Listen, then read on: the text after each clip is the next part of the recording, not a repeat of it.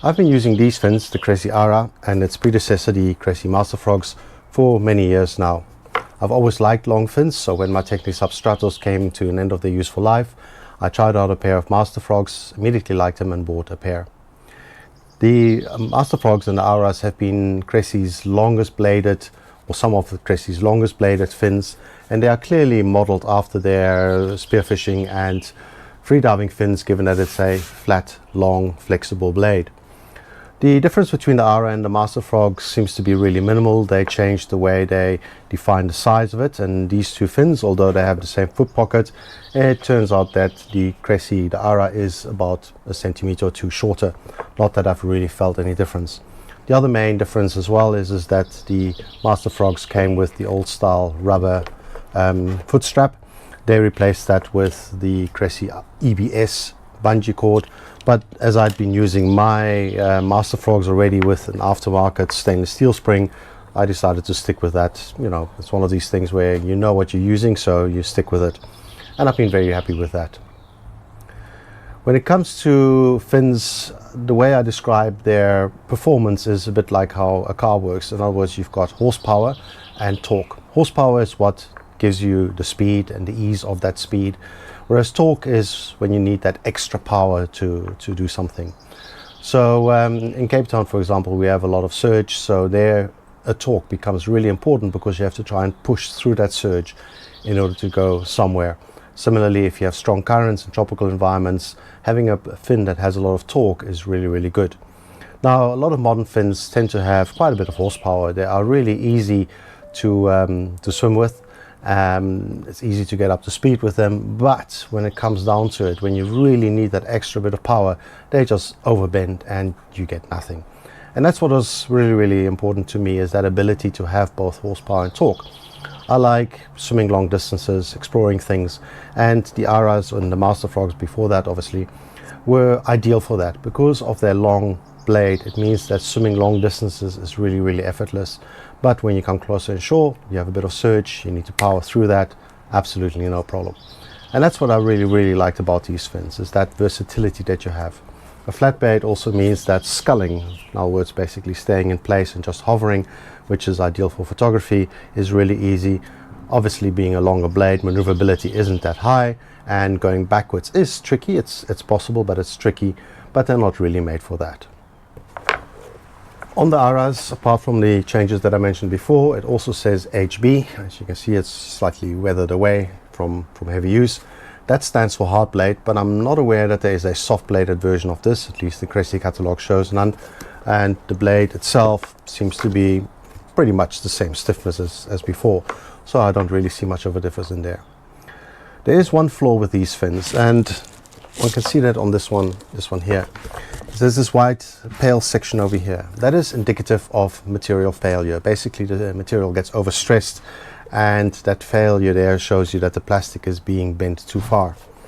Now, that has been a problem for a long time, and with my older ones, you can see that actually a full crack went through on this place.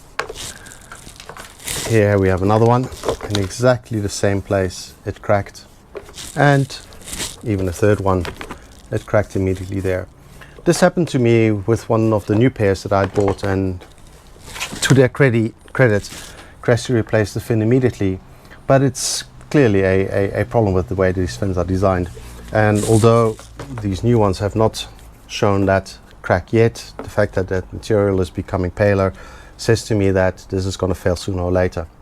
So I've been very careful with these ones when getting in and out of the water on shore dives, in that if you put the fin on the shore and a surge comes, it tends to push the blade upwards, and that obviously puts a lot of stress on this joint here. So nowadays I only put the fins on in the water and I take them off before I get it onto land again, and that has been probably the saving grace why these ones haven't cracked yet, but I do expect it to happen sooner or later. So the question is why do I persevere with these fins? I mean, essentially this is now the fourth pair of these fins that I have. And the reason is very simple. I really, really like them. Like I mentioned, I love the way they deliver their power. Long distance cruising is absolutely effortless.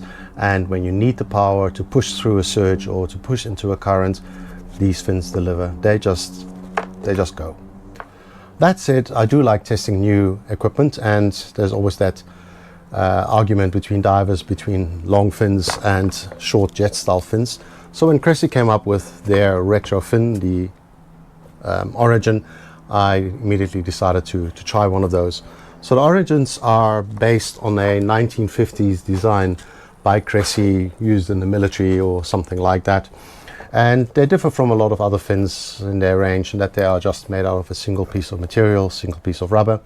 And that means that there are no two composites that can delaminate or anything like that.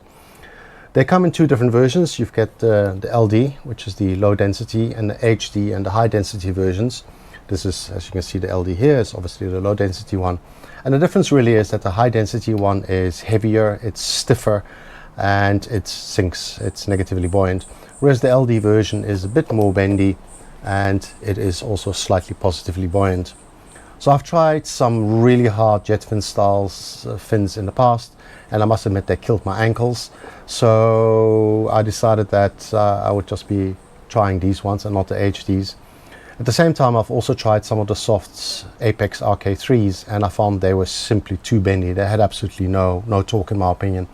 Whereas this one has the right balance in my opinion. It is a fin that cruises very easily. It's quite soft on the ankles, but when you need the power, when you need the speed, you just put a bit of force behind it and off you go. So I'm really impressed in that respect with these fins. So maneuverability is of course really good. Being a shorter fin means that if you are in confined areas where the super long blade is obviously bound to bump into something, the short blade here will be much better. Maneuverability in terms of being able to move around is really fantastic, as is frog kicking, and obviously going backwards as well, which, like I said, it's possible on these long ones, but it's not as easy as it is on these ones. So the question then really is that given that I'm happy with this fin here, why did I buy some of these ones? Well, like I said, I really immediately liked the fin when I tried it on. And there was in a situation where a buddy needed a bit of assistance with the trial pair that I was using, and I had to quickly go and help him, and it just went so quick, so fast, that I said to myself, yeah, I love this. It really worked well. In order to test them against each other, I decided to take both sets of fins on a dive. This cute seal decided to investigate, probably wondering what this weird human was doing, following me on my first few trial runs. The tests are by no means scientific, in that I didn't control how fast I swam, so any differences in speed are probably purely coincidental. But the idea was simple. Video myself going left to right and back again, as well as towards and away from the camera, just to see how the fins behaved. I did all the runs first on the Aras, then similar ones on the Origins.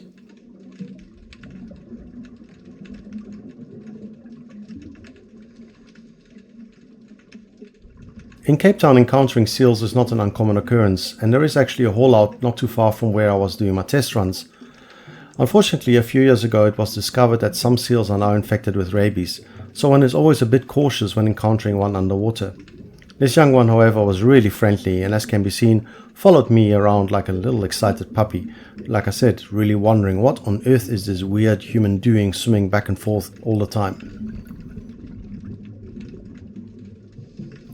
As I was concentrating on swimming in a straight line, I was largely ignoring the seal and only realized how much it followed me after watching these videos.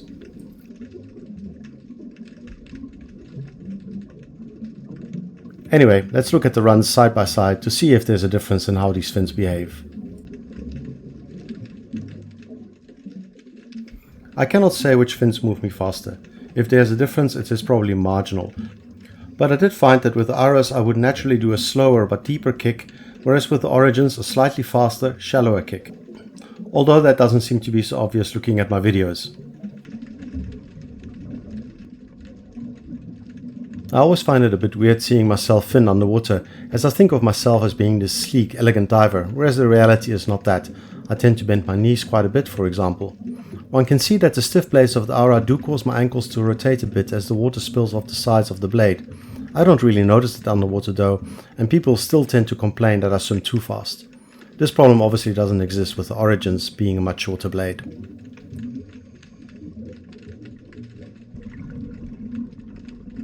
As can be seen, the Origins indeed do float, while the Aras are a touch negative. As I like both fins and really cannot say I prefer one over the other, the way I'll be using them is that the long Aras will be used for dives where I plan on covering some ground, while the Origins will be used on dives where there may be some space restrictions, closer to the reef. So, while there really was no compelling reason for me to buy the Origins, I do like having the choice of fins depending on the dive. What I find interesting is that while these fins are on opposite sides of the fin design spectrum, short and long, they both deliver the horsepower and torque I like, just in a slightly different way.